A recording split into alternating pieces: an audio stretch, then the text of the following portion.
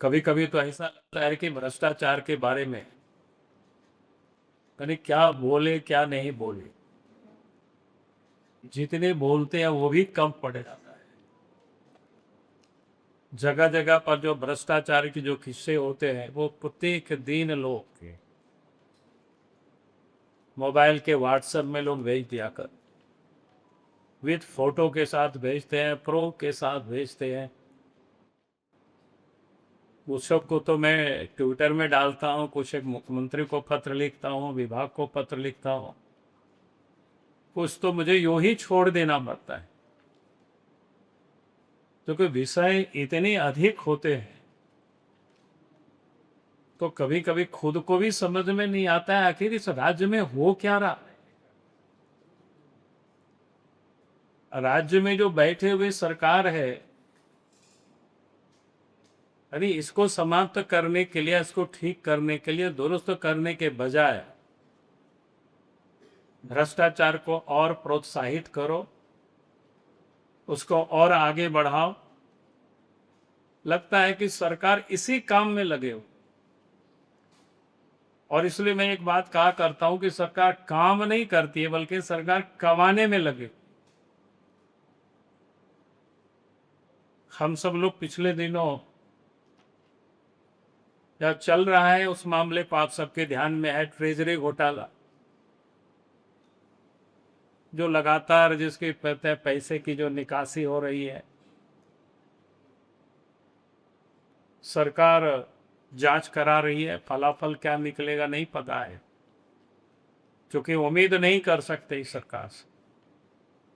क्योंकि ये जो वर्तमान सरकार है, जब वही सारे पदाधिकारी पदस्थापित रहेंगे, उनके ऊपर कोई कार्रवाई नहीं करेंगे, तो फिर करप्शन कैसे समाप्त होगा, सरकार से कैसे उम्मीद कर सकते। आज आप सब लोगों के बीच में हेल्थ विभाग का जो भ्रष्टाचार है उसको आपके सामने थोड़ी सी प्रकाश में लाना चाहता। आप सबको ध्यान में होगा कि इस समय ऑडिट भी चल रहा है स्पेशल, और उसमें भी जो जानकारी मिली है, जो नामकुम वाले किसी सड़क पर वहाँ पुलिस छावनी बना दिया गया ताकि कोई वहाँ प्रेस व्रेस भी नहीं पहुंचे, ताकि लोगों को ये पता ना चल सकता है क्या कुछ हो रहा।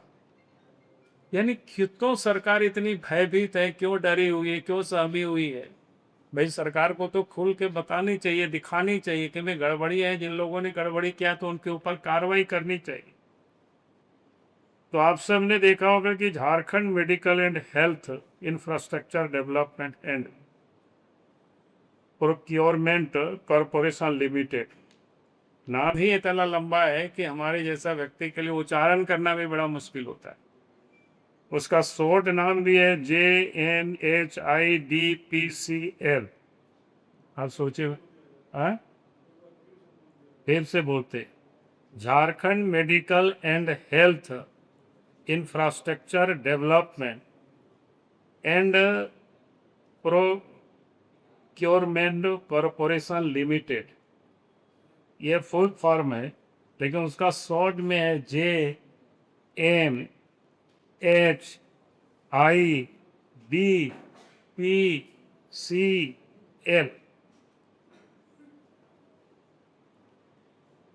तो इसमें जो कंसल्टेंट जिसको बनाया गया है, एक है कोई शैलेंद्र श्रीवास्तव नाम करके व्यक्ति। सरकार के वो जो नियम है 2016 में ही सरकार ने नियम किया था, किसी को भी 3 वर्षों के लिए जो सेवानिवृत्त व्यक्ति होता है उसको अधिकतम दिया जा सकता है, माने उसका विस्तार दिया जा सकता है। लेकिन अवधि विस्तार के लिए उसमें भी आवश्यक होता है मंत्रिमंडल की स्वीकृति। बाद में जो लोगों ने बनाया 2022 में, उसमें नियम में थोड़ी सी लोगों ने परिवर्तन किया। उसमें से ये प्रावधान जोड़ दिया गया, 3 साल के बाद अगर उनको विस्तार मिलता है तो मुख्यमंत्री के सहमति से होगा। लेकिन हैरानी की बात यह है कि इन नियमों के बावजूद बिना मुख्यमंत्री के स्वीकृति के ही 12 दिसंबर 2025 को शैलेंद्र श्रीवास्तव नाम के व्यक्ति को चौथे वर्ष के लिए ये जो अभी कंसल्टेंसी आपको बताए, Jharkhand medical and health infrastructure development and procurement corporation limited के इनके अवधि विस्तार यानी 5वां वर्ष के लिए उसको फिर से आगे बढ़ाना। अब इन्हीं का काम होता है टेंडर को मैनेज करना, ठेका टेंडर जो ये सब जो काम चलता है, उसमें से ऑडिट में जो अनियमितता हुई है उसमें से काफी पकड़ में आया है। जैसे पूर्व में 2026 में 237 नई कस्टमाइज्ड एम्बुलेंस की खरीद हेतु 80 करोड़ की नई निविदा जारी की गई। ऑडिट में पाया गया कि जून 2022 में खरीदी गई 206 एम्बुलेंस जिनकी लागत 55.58 करोड़ थी का कोई उपयोगिता यानी यूटिलाइजेशन ऑडिट नहीं किया गया। उक्त यानी 206 एम्बुलेंस एक वर्ष से अधिक समय तक RCH नामकों में निष्क्रिय अवस्था में पड़ी रही।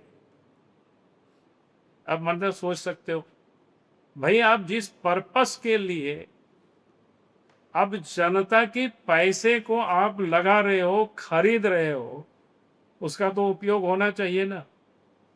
उसका उपयोग नहीं होता है, उसका यूं ही पड़े पड़े गाड़ी सड़ रहा है, इसकी कोई ऑडिट नहीं होता है, और उसके बाद फिर से आप खरीदने के लिए आप आगे बढ़ते हो।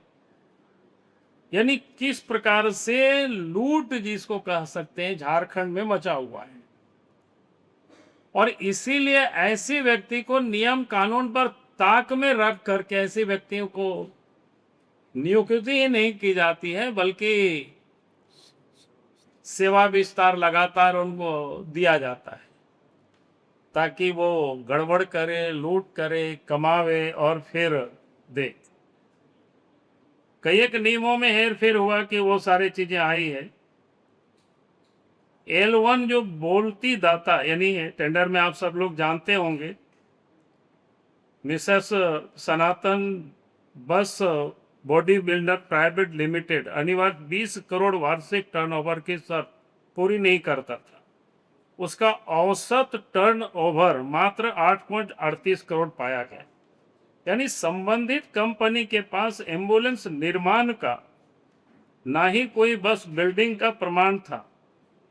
यानी ऑडिट में सब कुछ पाया गया, लेकिन अब ऐसे व्यक्ति को बना करके रखना, बैठा करके रखना, एक प्रकार से यानी पूरा विभाग को या पूरे राज्य की जनता की गाढ़ी कमाई का पैसा को लूटाना। दवा खरीद, भंडारण, डिजिटल रिकॉर्ड में भी भारी गड़बड़ी देखने पाया। 11 मार्च 2026 को किए गए सत्यापन ऑडिट में कई चौंकाने वाले तथ्य सामने आए। यानी करोड़ों की जीवन रक्षक दवाएं एक्सपायर कर गए। कॉरपोरेशन के गोदामों में करोड़ों मूल्य के लगभग 24 लाख यूनिट जीवन रक्षक दवाएं एक्सपायर पाई गई, जबकि ई औषधि सॉफ्टवेयर में expiry alert, self life monitoring जैसे सुविधाएं उपलब्ध थी। यानी ये सारे कुछ उपलब्ध है, आपको सब कुछ यानी क्या कहते हैं, आजकल तो ऐप में आपको बताता है कि भाई आप अपना अपॉइंटमेंट भी लोग डाल देते हैं कि भाई आपको रोज आपका अपॉइंटमेंट आ जाएगा कि भाई कब क्या है। तो इतनी सारी कुछ होने के बाद भी अगर ये सारे बर्बाद हो रहे हैं दवा, तो आप सोच सकते कि इसके पीछे क्या है मंशा सरकार की, और किस प्रकार से ये लगातार लूट हो रही है। और इसीलिए क्योंकि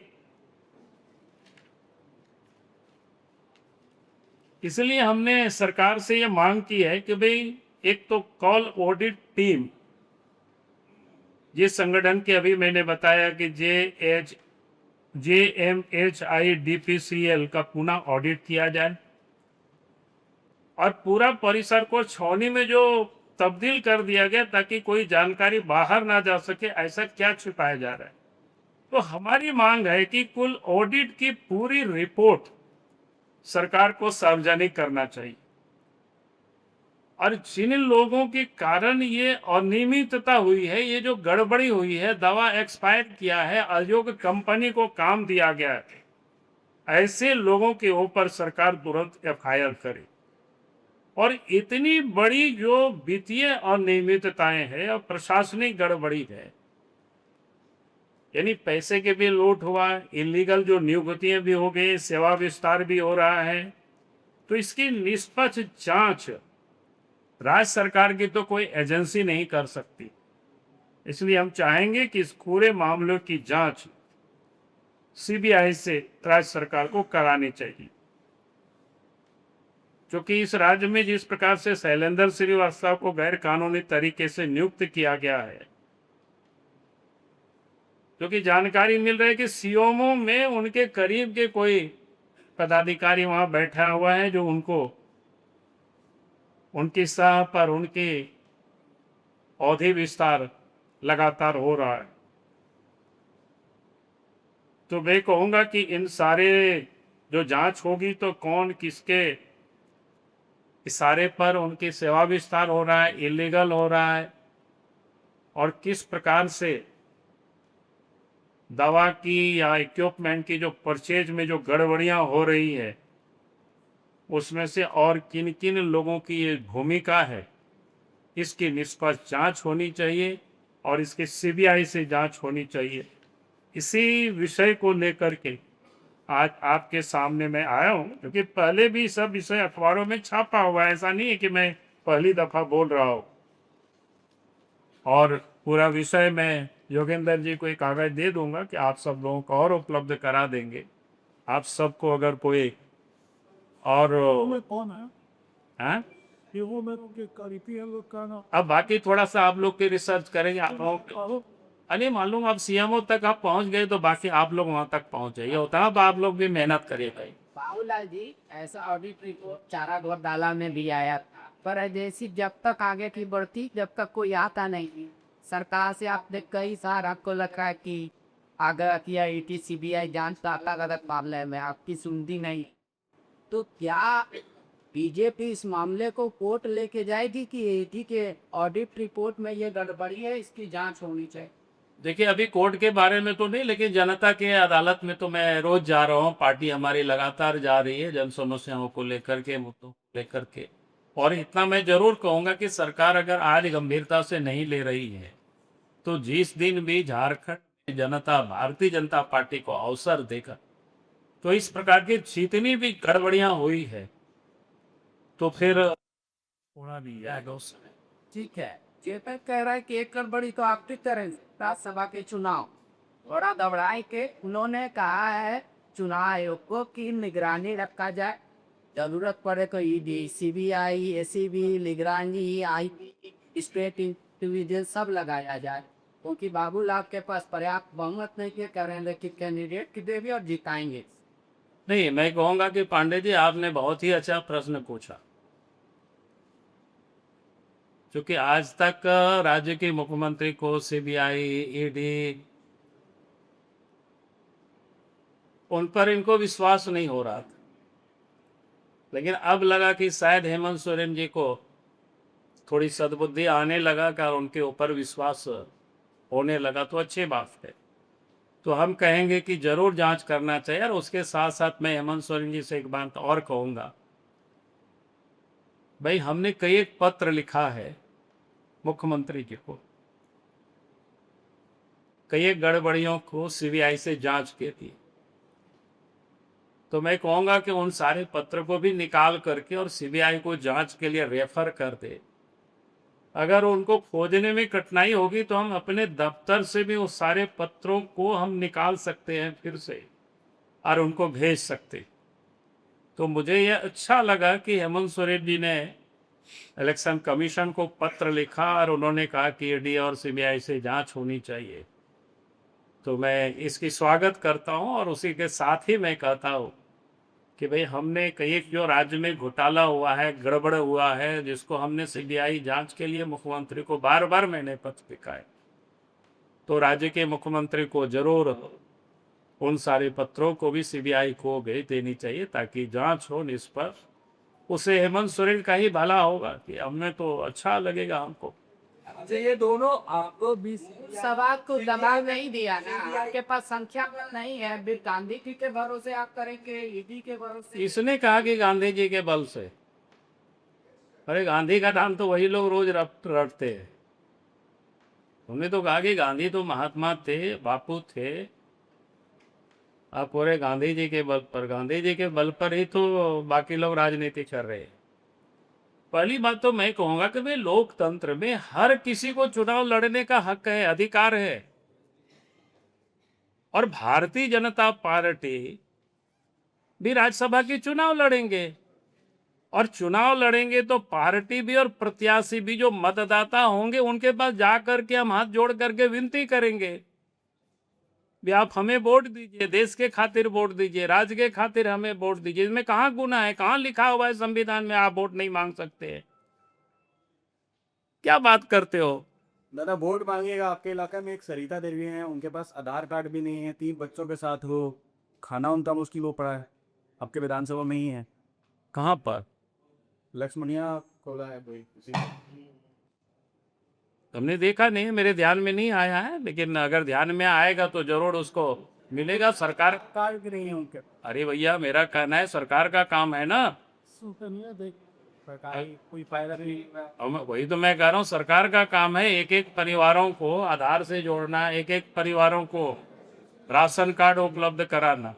अगर हमारे संज्ञान में आएगा, आपने लाया है, अगर डिटेल आप हमको व्हाट्सएप में भेज देंगे तो जरूर हम उसके काम में हम उनको मदद करेंगे।